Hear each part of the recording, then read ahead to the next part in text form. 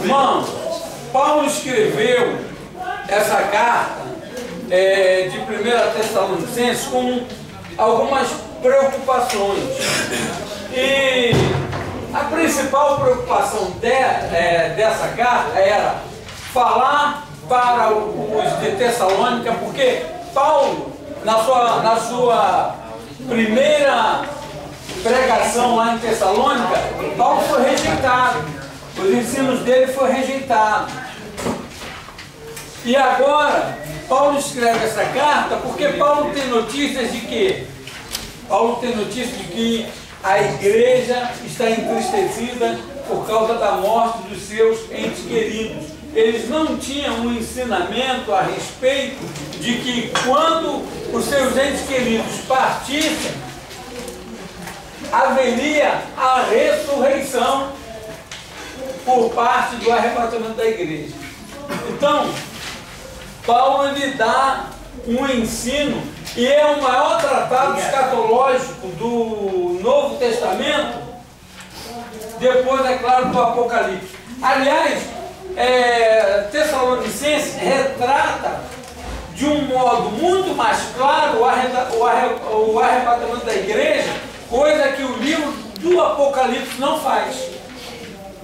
Paulo fala do arrebatamento da igreja, Apocalipse não. Então, é muito importante, vocês que têm um chamado, vocês que estão pegando uma base teológica, é muito bom vocês conhecerem a fundo a respeito daqueles que já morreram. Até porque vocês, como pastores, amém, vocês irão fazer cerimônia fúnebre, vocês encontrarão pessoas em depressão porque alguém morreu, alguém se foi. Então, essa passagem tem que estar bem clara, bem nítida na vida de vocês, que é o que? A situação dos mortos em Cristo. Ok? Então ele diz aqui, qual é o propósito da carta? Diz aqui, esclarecer alguns mal entendidos acerca do retorno de Cristo, e também fala do proceder de uma vida santa. Por quê? Tessalônica era a capital da província. Como capital da província, Tessalônica também era o centro cultural do paganismo. Havia muita idolatria em Tessalônica. Então, Paulo é levado a escrever. Paulo exorta também a uma vida de santidade, por quê? Porque muitos novos convertidos ainda estavam envolvidos na cultura da cidade. Então, tudo era moda, eles iam atrás. Então, Paulo fala do proceder cristão, como eles tinham que vencer, inclusive vencer também a perseguição, porque até lá em Tessalônica havia muitos judeus não convertidos que perseguiam os judeus convertidos. Irmãos, em toda a Ásia, por onde Paulo pregou a palavra, e vocês sabem que o Evangelho se espalhou a partir de Atos 2. Amém? Amém. Isso vocês nunca vão poder esquecer. O Evangelho começou lá em Atos 2, no Pentecostes. Amém? Houve também aquela perseguição. Quantos lembram a perseguição na igreja? Lá em Jerusalém. Então muita gente saiu dispersa. Ou seja, sair disperso, sair sem rumo, e ir para várias cidades. Ok? Eles se espalharam. Então, o Evangelho começou a ser difundido na Ásia toda. Só que, em toda a Ásia, haviam judeus que haviam fugido da opressão do Império Romano. Então, quando chegava um judeu falando de Jesus, caramba, os judeus de lá se levantavam contra, chamavam as autoridades, fechavam a igreja, colocavam na cadeia. Tessalônica, por ser a capital provinciana, não era diferente. E ali os tessalônicos, ou os tessalonicenses, encontraram uma resistência maior. E aí Paulo, ele vai dar uma ênfase sobre os mortos em Cristo, mas também ele vai falar sobre a perseverança, sobre a vida santa, sobre não se misturar com a idolatria, com o pecado reinante, como resistir também à perseguição, às tribulações, ok? Vamos lá. Então, versículo-chave. Eu acho aqui 1 Tessalonicenses 4, do 14 ao 17. Pois se cremos, para mim esse é o versículo, todos eles são versículos-chave. Mas esse aqui reflete a base, não é? O que mais fala, 1 Tessalonicenses. Pois se cremos que Jesus morreu e ressuscitou, assim também Deus, mediante Jesus, trará em sua companhia os que dormem, ou seja, os que morreram. Ora, ainda vos declaramos por palavra do Senhor, isto, nós, os vivos, os que ficarmos até a vinda do Senhor, de modo algum precederemos os que dormem. O que é de modo algum precederemos? Iremos na frente, ok? Porquanto, sim, ora, ainda vos declaramos por palavra do Senhor isto, nós, os vivos, os que ficarmos até a vinda do Senhor, de modo algum precederemos os que dormem. Porquanto o Senhor mesmo, dada a sua palavra de ordem, ouvida a voz do arcanjo e ressoada a trombeta de Deus, descerá dos céus, e os mortos em Cristo ressuscitarão primeiro. Depois nós, os vivos, os que ficarmos, seremos arrebatados juntamente com eles, entre nuvens, para o encontro do Senhor nos ares. E assim estaremos para sempre com o Senhor. Amém? Então, deixa eu falar algumas coisinhas aqui para vocês. Deixa eu só ler esse resumo aqui. Os primeiros capítulos dessa epístola, ele diz aqui, são sobre Paulo desejando visitar a igreja de Tessalônica, mas não podendo porque Satanás o impediu. Paulo teve alguma situação em Éfeso, e Éfeso, irmão, era... Já ouviu falar em Indiana Jones e o templo da perdição? Éfeso tinha um templo da deusa Diana. Uma vez os efésios se reuniram na porta do templo e começaram a gritar: grande é a Diana dos Efésios, por 2 horas. Você sabe o que é ficar na frente do templo gritando por 2 horas? Paulo enfrentou o capeta lá em Éfeso.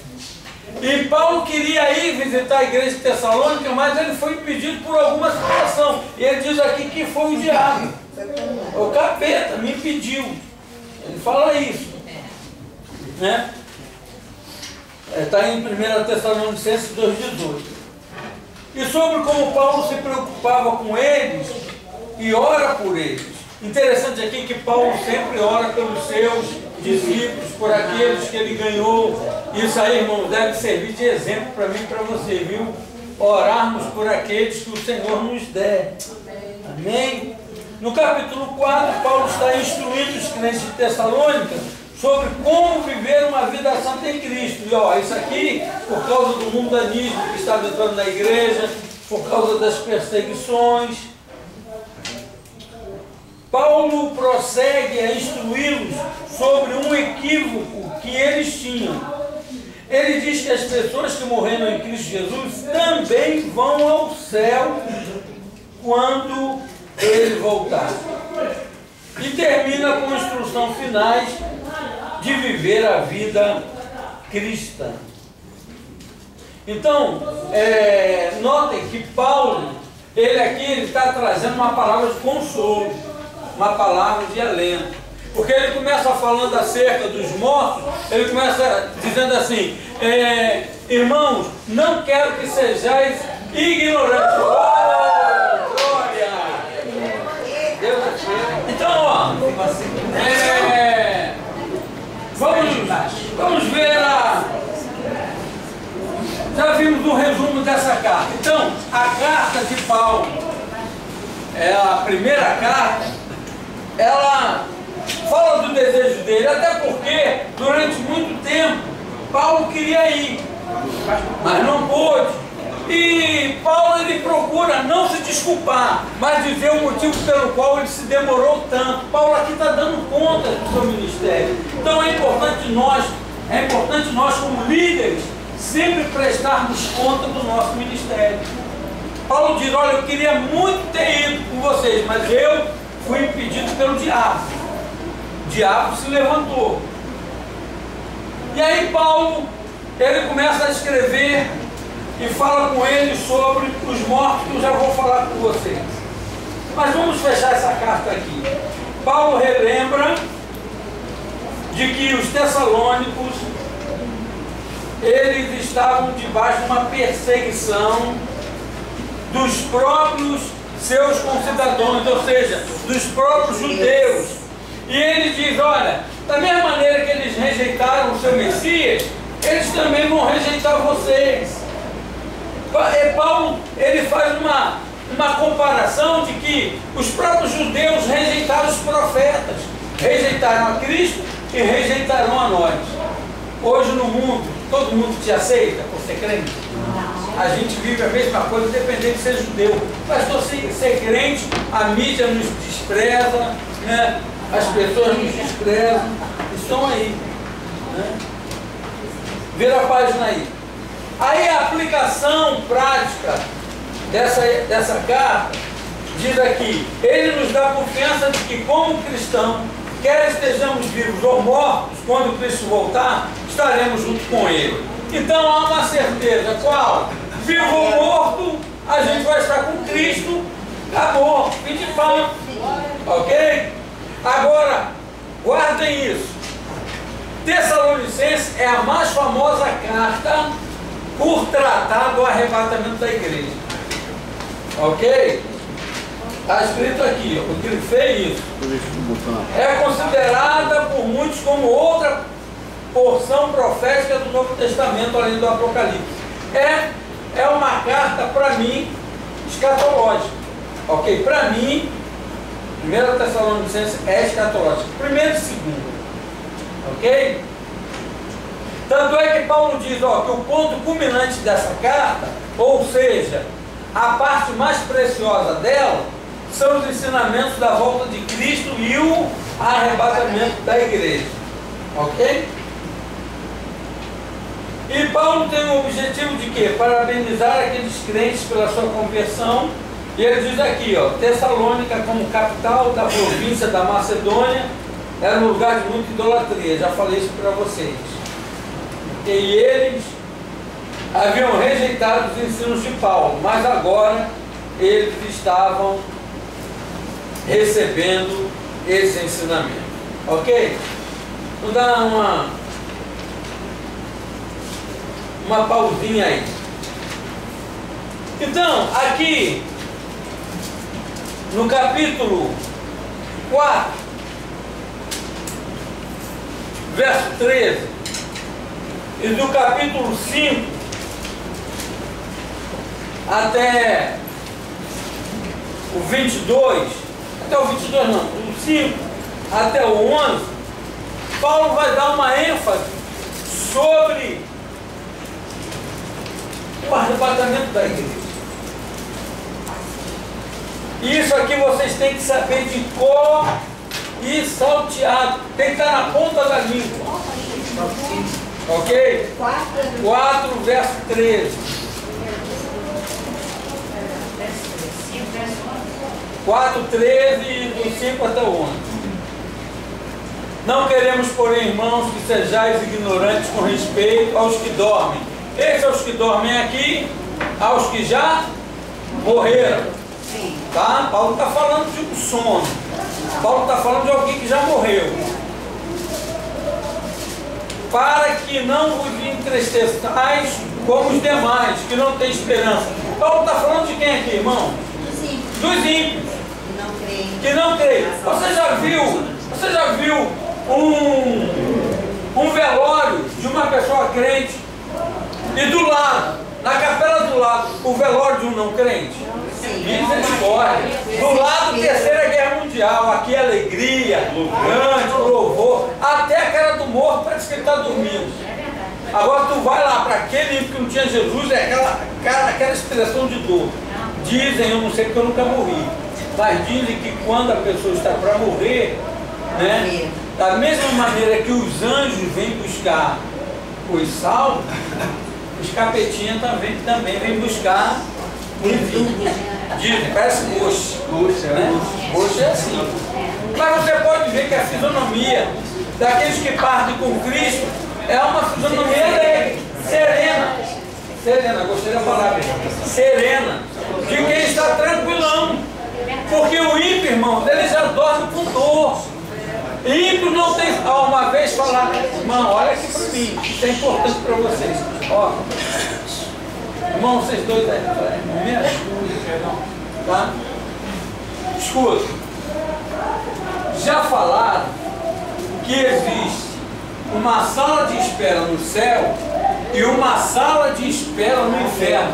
Irmão, não tem respaldo bíblico isso aí. Pastor, olha, o crente quando morre, ele vai para um dormitório, ele vai lá para um galpão enorme, cheio de cama, e fica lá roncando. A Bíblia não fala isso. Hoje mesmo estarás comigo no paraíso. Jesus falou, vosso Deus é o Deus de Abraão, Isaac e Jacó, Deus de vivos e não mortos, não de quem está dormindo. Ah, o rico de longe, é pai Abraão, falando com Abraão, se o céu é lugar de gente que está dormindo, como o rico conseguiu falar com Abraão? Abraão estava aqui. Por que então o pastor fala assim, estão dormindo no seio de Abraão? Dormindo? As pessoas falam. As pessoas falam, mas é o que eu estou falando, não tem respaldo bíblico. Então no seio de Abraão não tem respaldo. Não tem respaldo dormindo. No seio de Abraão estão, porque seio de Abraão é um outro nome dado a paraíso. Paraíso e seio de Abraão é a mesma coisa. Ok? Então, irmãos, olha, quando morre o crente, ele já vai gozar das delícias dos céus. Amém. Ele já vai gozar das delícias dos céus. Ele já vai estar ao lado de Cristo. Amém? Não vai estar dormindo. Vai estar dormindo, aguardando arrebatamento. Nada disso. Ele já vai estar gozando das delícias dos céus. O ímpio, ele já vai direto para o lado de fogo. O que diz Marcos 16, se não me engano? Quem crê e for batizado, mas quem não crê, já está. Não vai ser. Já está. Se já está condenado, quem já recebeu a condenação vai sofrer o quê? A pena da condenação. Então quem parte em Cristo já vai lá, meu filho, para o maçarinho. Não tem jeito. Já vai arder nas chamas do inferno. Amém? Amém? Tem alguns túmulos, pastor, que fica escrito assim, aguardando a volta do Senhor.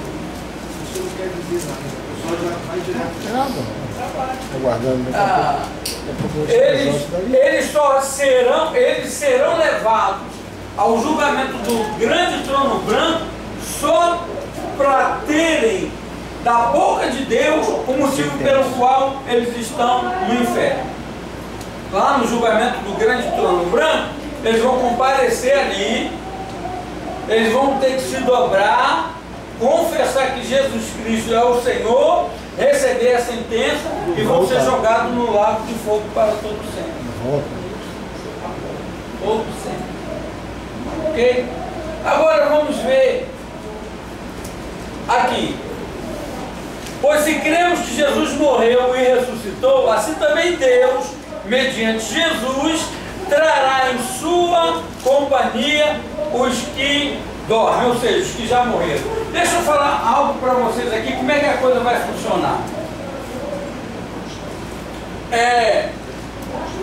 Quando o anticristo se manifestar, a igreja será arrebatada.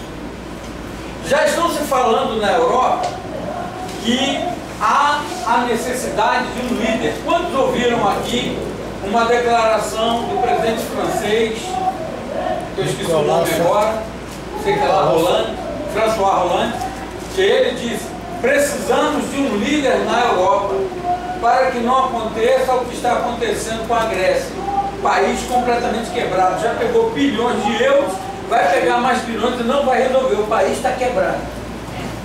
E ele, François Hollande, ele falou: precisamos de um líder na Europa. Porque a Europa hoje é uma confederação de nações, mas não existe um líder sobre ela, um único governante. E o cara que vai governar a Europa vai ser o anticristo. Durante 3 anos e meio, ele vai promover a paz mundial, ele vai ajudar nações que estão passando por miséria, ele vai equilibrar a economia mundial, ele vai zerar a inflação, 3 anos e meio de prosperidade, e nesses 3 anos e meio vai ser quando ele vai ver o templo dos judeus construído e ele vai querer se assentar lá para ser adorado como um templo.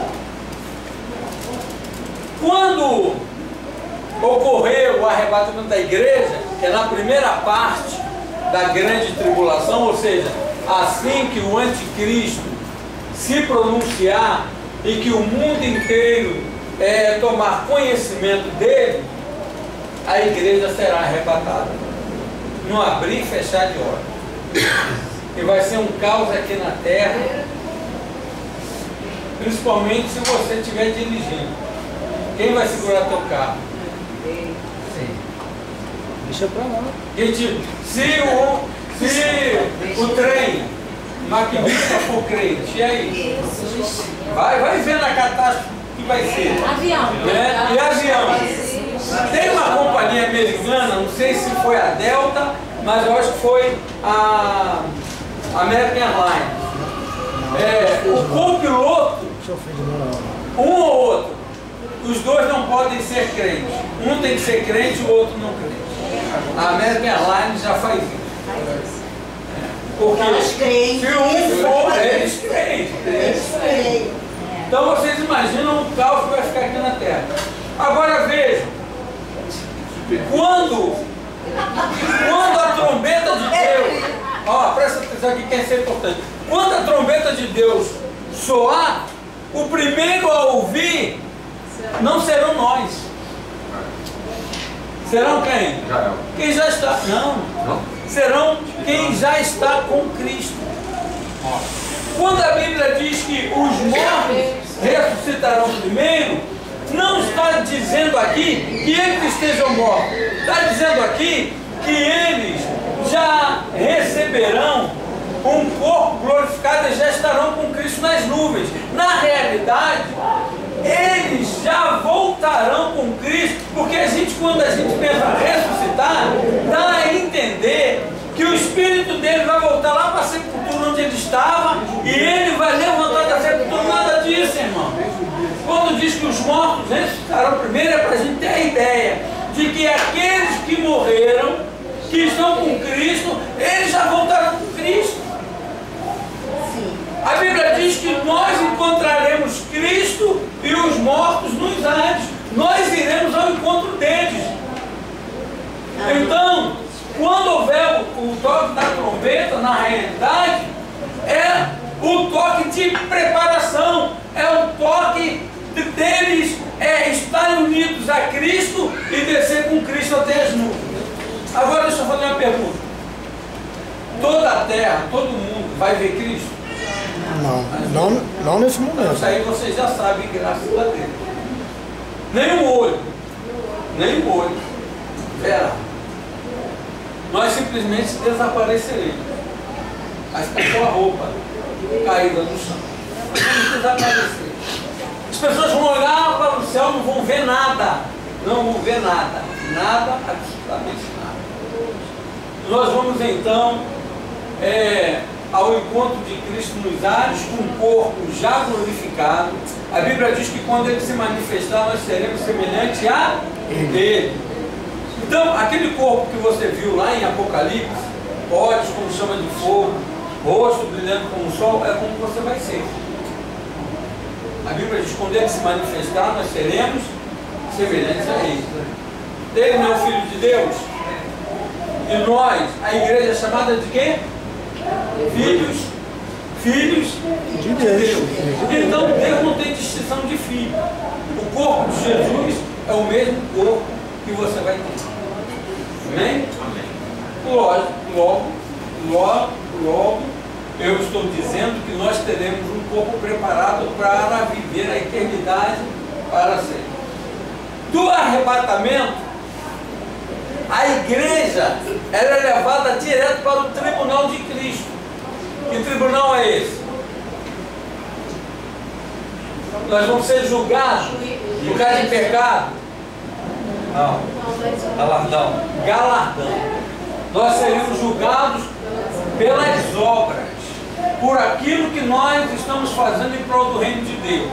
Não é? Evangelismo, visita, não é? Pastor, eu venho um culto. Mas você só vem um culto? Que obra você está fazendo? Pastor, o pastor falou que vai dar um branco de novo 10 horas. Tem que terminar em ano. 10 horas. É um preto. É um blackout. Então, tá, vamos tentar. Então, queridos, quando nos encontrarmos e estivermos lá no tribunal de Cristo, nós seremos galardoados. Aí, ó, tem gente que fala que é coroa da vida, coroa de justiça, pedrinha branca, coroa. Eu não sei, a Bíblia fala de galardão. Um novo nome, não é isso que a Bíblia diz? Você vai ter um novo nome. Várias coisas, ó. Por tudo aquilo que nós fizemos em prol do reino de Deus. Ok? 7 anos se passarão. Que serão os 7 anos da grande tribulação. Quando terminar o tribunal de Cristo, nós iremos para as bodas do Cordeiro. O que é isso? É a festa. Lembra que Jesus falou para os discípulos: não beberei de novo com vocês do fruto da vide até aquele dia em que o beber de novo convosco no reino dos céus. Então, depois da igreja galardoada, cada um com a sua coroa, com o seu galardão, com a sua recompensa, com o seu presente, essa noiva vai ser conduzida a um casamento. A igreja, ela vai entrar nos céus, Cristo conduzindo a igreja diante dos anjos de um lado, anjos do outro, os patriarcas, não é? Os israelitas salvos. Nós vamos estar lá. Bodas do Cordeiro.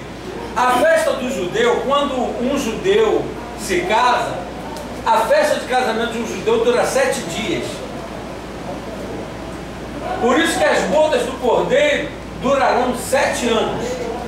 E é o tempo em que a terra estará sofrendo os juízos de Deus, onde Deus vai derramar flagelo, trombeta, taça, tudo aquilo que você já leu lá em Apocalipse.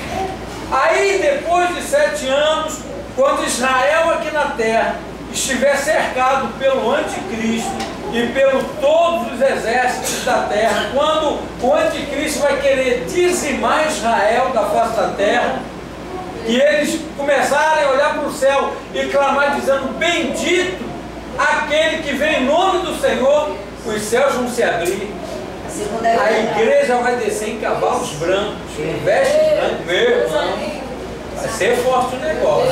Aí todo olho verá. E a Bíblia diz que Jesus vai destruir o exército do anticristo com a espada que sai da sua boca. Não é uma espada, é uma palavra. Jesus vai falar assim: morre, pô, acabou, vai morrer. Não é? Ok? Agora vamos aqui para a gente guardar na caixola. Ele diz aqui, verso 15: ora, ainda nos declaramos por palavra do Senhor isso. Isso aqui eu já li. Porquanto o Senhor mesmo, dada a palavra de ordem, depois nós os vivos que ficarmos seremos arrebatados juntamente com eles entre nuvens, para que o Senhor nos age, e assim estaremos para sempre com o Senhor, consolados com essa palavra. Aí ele diz aqui, sempre que vocês lerem na Bíblia, dia do Senhor, e essa expressão dia do Senhor está muito ligada aos profetas. Ezequiel, Isaías, fala muito do dia do Senhor. Então, onde vocês encontrarem, irmãos, estou falando, todas as vezes que vocês encontrarem dia do Senhor, está se referindo não ao arrebatamento, mas à vinda de Cristo em glória, quando ele vai estabelecer o milênio. Vai sobrar pessoas na grande tribulação? Oi? Vão sobrar pessoas na grande tribulação? Vão. Vai ter gente salva na grande tribulação. Durante a grande tribulação, quem vai pregar o Evangelho? Quem sabe? As duas testemunhas. As duas testemunhas, quem mais? Os 144 mil, 12 mil de cada tribo, quem mais? Os que ficaram, a igreja que ficar aqui fora arrebatar, tem mais um. Mais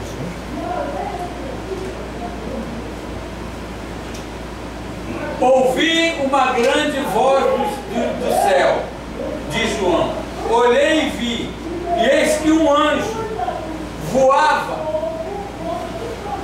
trazendo em sua mão o Evangelho do Deus eterno.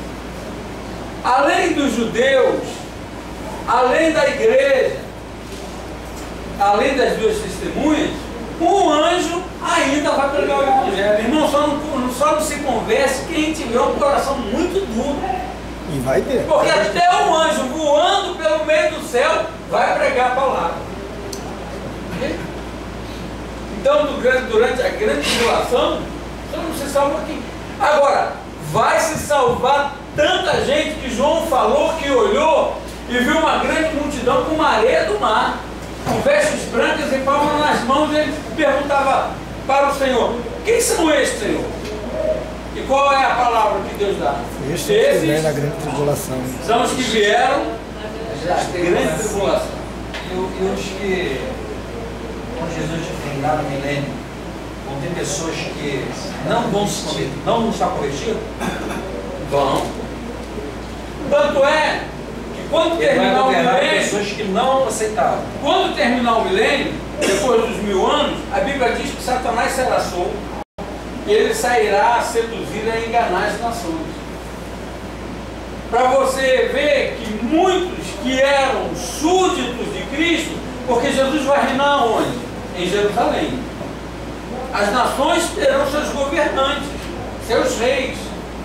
Mas a Bíblia diz que Satanás ele vai sair a enganar todas as nações dos povos e vai congregar no vale chamado Armagedon para destronar Jesus. E aí, meu irmão, vai descer fogo do céu, diz a palavra, e vai consumir. E aí sim, Satanás vai ser jogado no lago de fogo, onde já está o falso profeta e o anticristo, que foram jogados lá quando Jesus veio em glória com a igreja, antes do milênio. Alguma dúvida? Não? Então vamos lá. Aí Paulo vai dizer aqui no capítulo 5 algo tremendo. O Senhor vai vir como ladrão de noite. Como ladrão de noite. Ele diz que a época quando a gente estudar a carta de Paulo a Timóteo, Paulo vai dizer que o maior sinal da volta de Cristo, do arrebatamento da igreja, não vai ser guerra, não vai ser terremoto, não vai ser epidemia.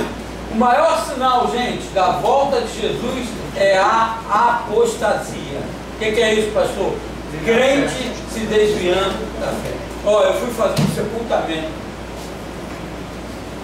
Fui fazer um sepultamento sábado de um rapaz, de um homem daqui da igreja que foi assassinado lá em Niterói. A esposa dele é membro daqui.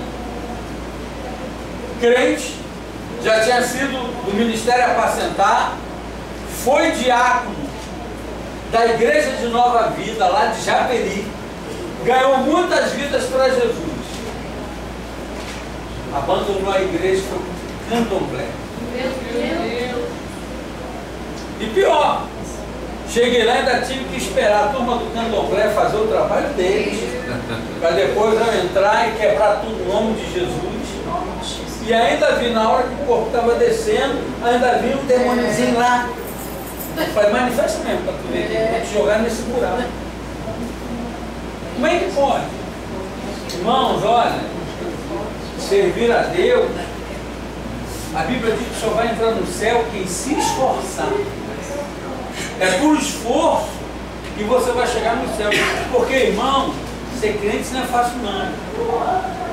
Tem uma palavrinha-chave que ninguém dá ideia para ela. Fidelidade, mais do que isso, renúncia. Jesus disse, aquele que não negar a si mesmo e não tomar a sua cruz. Não é disso. Então, como é que pode? O cara, por isso, é engraçado, é por isso que Pedro, acho que é Pedro que diz, que é, ou Hebreus, agora não me lembro, acho que é Hebreus. A Bíblia diz que é impossível que aquele que um dia provou do dom da salvação, provou do gozo de ter o Espírito Santo dentro deles, e ele abandona a fé, larga tudo. A Bíblia diz que é impossível que ele de novo ele seja iluminado. É impossível que de novo ele chegue ao arrependimento. Porque, irmão, pregar o Evangelho e depois servir a Satanás, não entra na minha cabeça. Acho que ele nunca se converteu. Ou se converteu e aconteceu o que Paulo fala lá em Filipenses: não dê lugar ao diabo. Porque você pode estar até convertido. Ó, Pedro andava com Jesus e permitiu o diabo usar a boca dele. Tem que ser vigilante, tem que vigiar. Vamos lá? Aí ele diz sobre a necessidade da vigilância, não é? Ó, esse verso 9 aqui, ó, capítulo 5, verso 9, porque Deus não nos destinou para a ira, mas para alcançar a salvação mediante nosso Senhor Jesus Cristo. O que Deus está falando aqui, irmãos? Porque Deus não destinou a ira. Que ira é essa? Quem pode me dizer? Que ira é essa? A ira é a grande tribulação. Porque a grande tribulação não vai ser algo trago pelo diabo. A grande tribulação é algo estabelecido por Deus. Que é o quê? Que é a ira de Deus se manifestando àqueles que negaram ao Senhor Jesus Cristo, que não receberam a palavra de Deus. Então, o dia da ira começa quando a igreja é arrebatada. Tirei os meus, agora eu vou descer perna de três nesses caras. E vai ser sem dó nem piedade. Vai ser por vontade. Na grande tribulação, um terço dos judeus. Na grande tribulação, eu sei que um terço da terra desaparece, é morto. Judeus, não sei. Um terço dos habitantes da terra. A Bíblia fala um terço da terra. Um terço da terra. Vai ter morte por feras, vai ter morte por epidemias, vai ter morte por calor, vai ter morte por fome. Várias mortes. Um terço da população vai ser dizimada. Esse um terço é em concordância com a queda do um terço dos anjos? Isso. Não tem nada a ver. Tem nada a ver. Mas um terço da terra vai morrer devido aos flagelos de Deus. Morrer se perdendo. É, morrer se perdendo. Morrer se perdendo. Porque vejam, sobre o justo não haverá os flagelos de Deus. Vocês se lembram lá no Egito? O povo de Israel estava no Egito, sim ou não? Sim. Deus mandou as 10 pragas, sim ou não? Sim. O povo de Israel foi alcançado pelas pragas? Não. Da mesma maneira que Deus livrou a Israel no Egito, vai livrar aqueles que se converterem aqui. Lógico que aqueles que se converterem aqui estarão debaixo da mão de quem? Do anticristo. E aí vem cá você, filho, vai negar Cristo? Não. Pega a faca, segura aí a garganta dele. E aí? Vai confessar ainda ou vai desistir? Vou confessar. Tira a cabeça dele. Vai ser assim. Vai ser nesses moldes. Ou pior. Ou pior. Ou pior. Sofrimento não vai dar tempo a saber. Cortar a cabeça é fácil. É porque a Bíblia fala matar o corpo. Mas a Bíblia fala decapitado. É, decapitado. Mas antes de decapitar pode arrancar dente, arrancar olho, orelha, cortar o dedo. Ok? Não é verdade? Então vem cá. Aí olha só. Aí o que acontece? Escuta só. Segunda Tessalonicenses agora. O que acontece? Paulo, quando dá essa palavra em 1 Tessalonicenses, os irmãos da igreja ficaram doidos. Eles endoidaram, meu Deus, Jesus vai vir a qualquer momento. E aí, irmãos, eles ficaram desesperados, achando que Jesus ia voltar a qualquer momento. Foi um tal de gente vender casa, vendendo não sei o que lá. Jesus está voltando, Jesus está voltando. Por quê? Eles estavam debaixo de perseguição.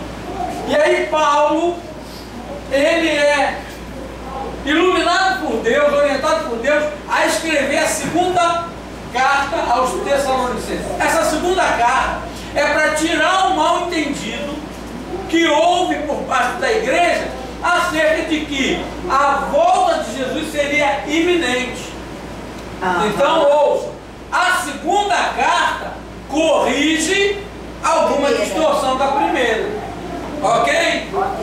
Ok? Então vamos lá. Segunda Tessalonicenses.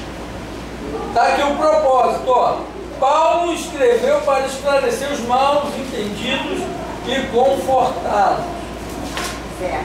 Ok? Mas alguns equívocos. Isso.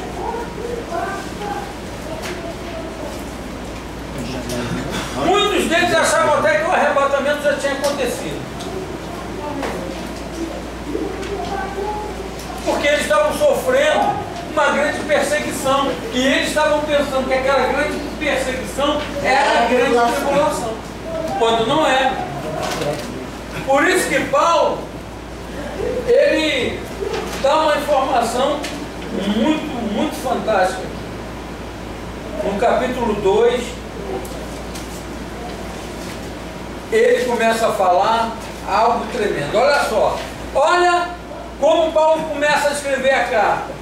Irmãos, no que diz respeito à vinda de nosso Senhor Jesus Cristo e a nossa reunião com Ele, nós vos exortamos a que não vos demovais da vossa mente, ou seja, não fiquem quietos, não fiquem ansiosos, nem vos perturbeis, quer por espírito, ou por palavra, ou por carta, como se viesse de nós, supondo ter chegado o dia do Senhor, pensando que esse dia já chegou, está chegando. Não é assim. Ninguém de nenhum modo vos engane, porque isto não acontecerá. Igreja, guarde isso. Isso não acontecerá sem que primeiro venha o que? Ó, esse é o maior sinal do arrebatamento da igreja. E o que a gente está vendo hoje de crente indo embora, crente que não suporta uma lutinha e volta para o mundo, e seja revelado quem? São duas coisas que uma a gente já está vendo, a apostasia a gente já está vendo, sim ou não? Sim. Só falta o quê? O anticristo. A falsa paz também. Oi? O sinal também é a falsa paz. A falsa? Paz. Quando falar de paz, está perto. Quando parecer que está tudo calmo, tudo tranquilo. Isso aí tem Mateus, né? Quando a palavra diz, quando falarem de paz sobrevirá a repentina destruição, não está falando do arrebatamento, está falando da volta de Cristo em glória.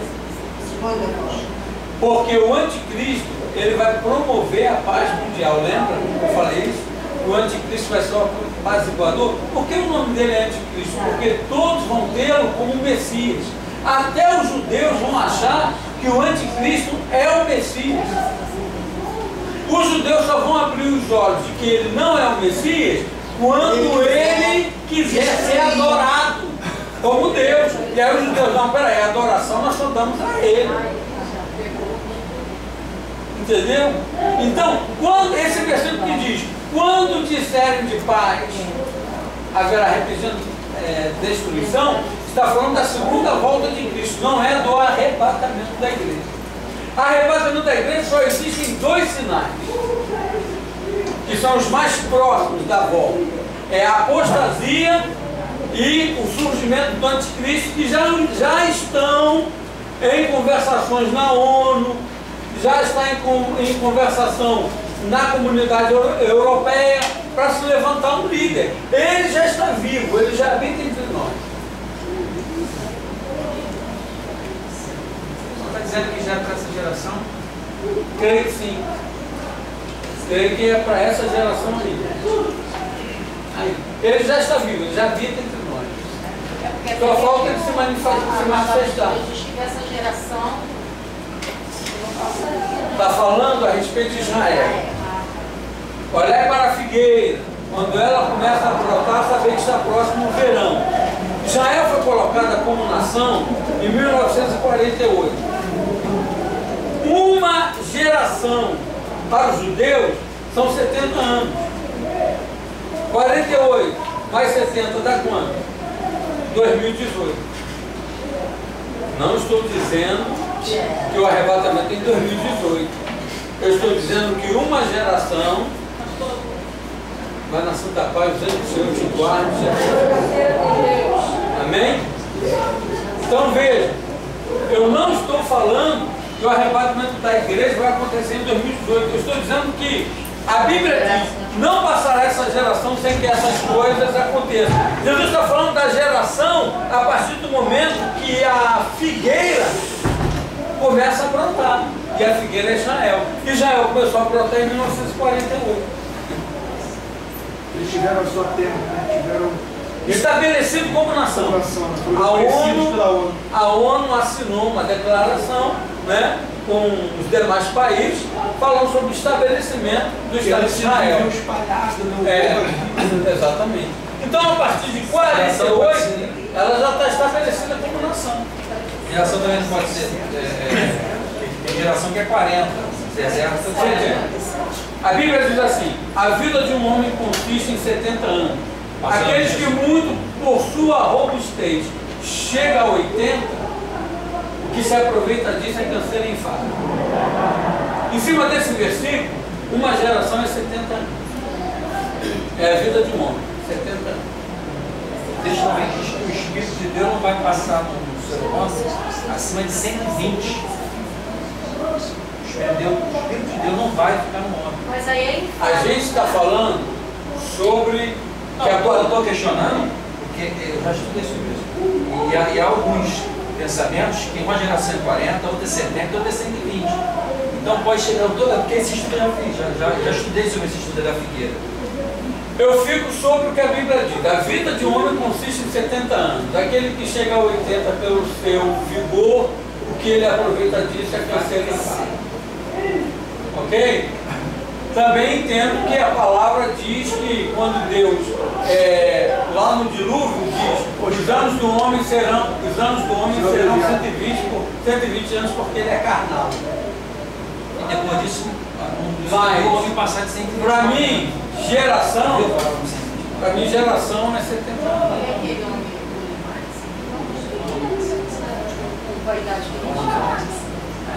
A geração para mim é 70 anos. Ok? Vamos lá para a segunda. Então, olha só, irmão. O que Paulo faz?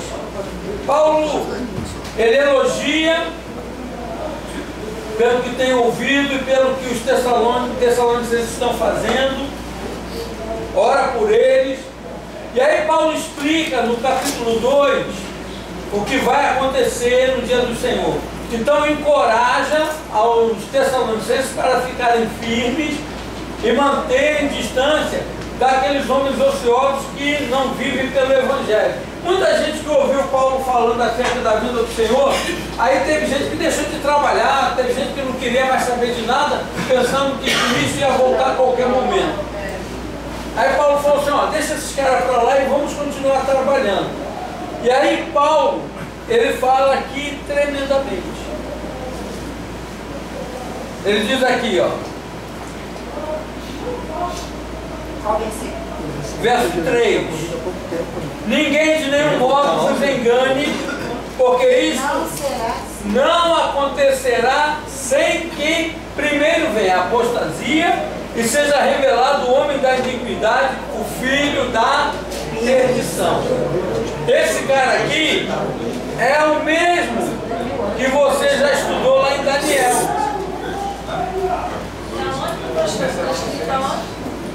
Em Daniel. No livro Quem é o homem do pecado?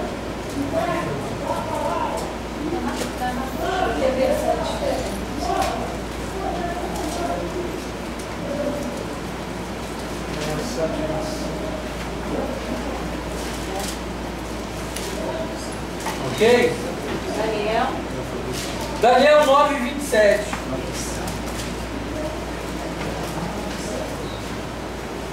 Esse aqui é o anticristo. Daniel 9:27. Ele está ligado a 2 Tessalonicenses, capítulo 2. 9:27.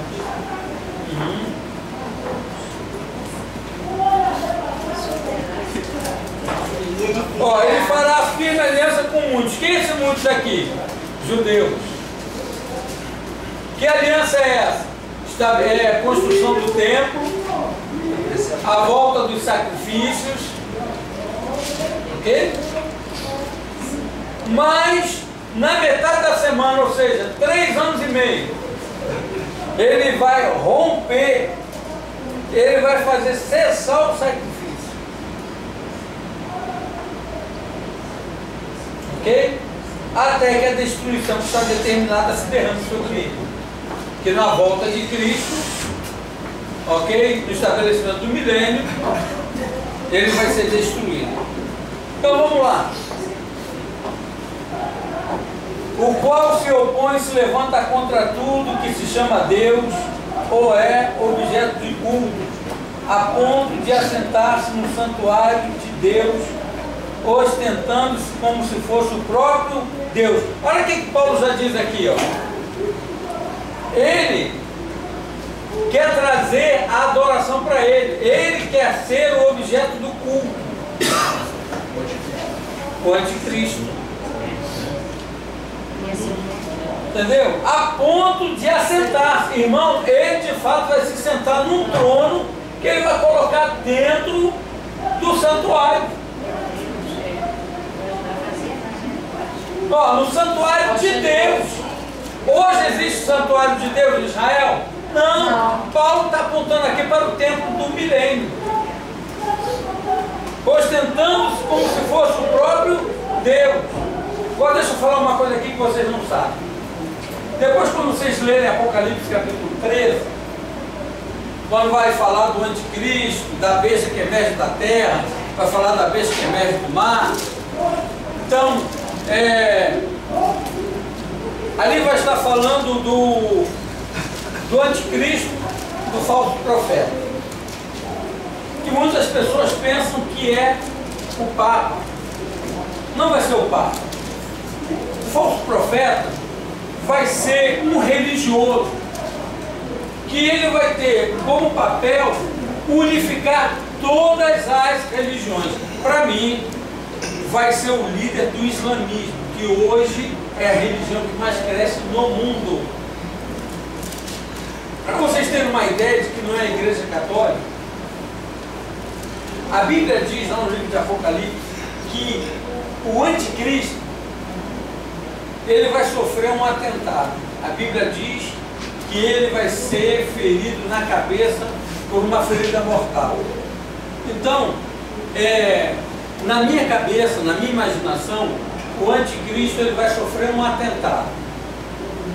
E ele vai ficar entre a vida e a morte. e ele vai ser curado pelo falso profeta. Só que na realidade, quem entra no corpo do anticristo é o próprio Satanás. Por isso que ele vai querer a adoração como Deus, por isso que ele vai se sentar lá no santuário, porque tudo isso vai acontecer após a primeira metade dos 3 anos e meio. Vai ser quando o próprio Satanás estará governando essa terra e vai desejar ser adorado como Deus lá no templo construído pelos judeus. Ok? Por isso que diz aqui, ostentando-se como se fosse o próprio Deus. Não nos recordais de que ainda convosco costumavam dizer dessas coisas, e agora sabeis o que o detém, para que ele seja revelado somente em ocasião própria. O que detém? O que detém hoje essa manifestação do anticristo? Espírito Santo. Espírito Santo. Pastor, em relação a como é que os muçulmanos e os judeus vão reconhecer ele como um anticristo? Qual é a linhagem? Os judeus tem que ser uma linhagem de judeu. Para fazer acordo com o judeu, tem que ser judeu.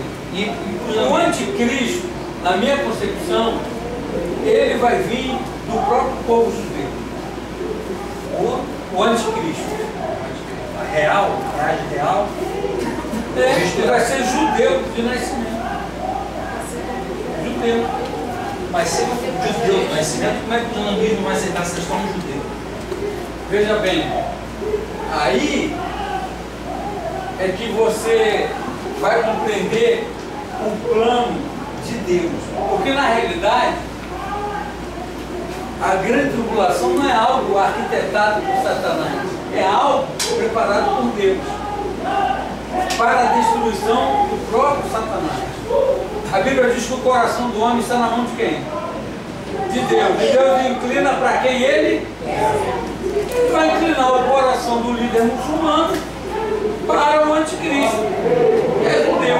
Agora veja bem, tem muito americano que ele diz: eu sou americano, mas a origem dele é judia. E aí? Tem muito cara que é brasileiro, a identidade dele está lá, nacionalidade brasileira. Mas qual é a origem dele? Judia. Então o fato do anticristo ser judeu não quer dizer que ele tenha nascido lá em Israel. Ele pode ser um americano, ele pode ser um alemão, britânico, pode ser da família real, pode ser um príncipe lá. Mas eu acredito, o líder, o anticristo, diz a palavra que ele vai nascer das cinzas do Império Romano. O anticristo, ele vai nascer das cinzas do Império Romano. Então, para mim, o anticristo, ele vai surgir da Europa, unificado. Ela já está unificada praticamente. Exatamente. Já está unificado. Falta agora o líder, né? Para Só falta o líder. Eles estão procurando. Já acabou? Mas faltam. Por causa do apagão. Gente, próxima aula, vamos entrar em cartas pastorais, ok? Agora, gente, estudem muito sobre o anticristo, estudem sobre o arrebatamento que nós estamos já vivendo nos últimos dias. O arrebatamento